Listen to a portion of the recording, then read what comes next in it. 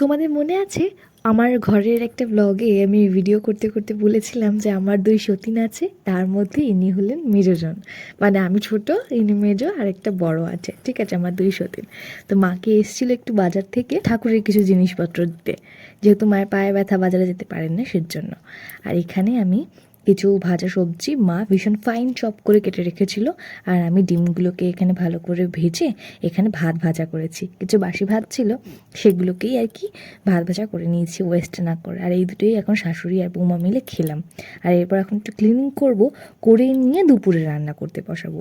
তো দুপুরে রান্নার জন্য আজকে তো আমার হাজব্যান্ড আসবে, সকালের কিছু রান্না বাসনা দিয়ে এসে করে দিয়ে যায়, বাট দুপুরের রান্না যেহেতু আমি রয়েছি তাই বললাম আমিই করি পটল চিংড়িটা। কিন্তু চিংড়ি মাছ তো নেই, তাই বাজারে যাব চিংড়ি মাছ আনতে, যেহেতু আজকে হাজব্যান্ড আসবে, ওর পছন্দের খাবার। আর যখন বাজারে যাব তোমাদেরকেও নিয়ে যাবো অবশ্যই, তার জন্য চোখ রাখতে হবে নেক্সট ব্লগে, ওকে।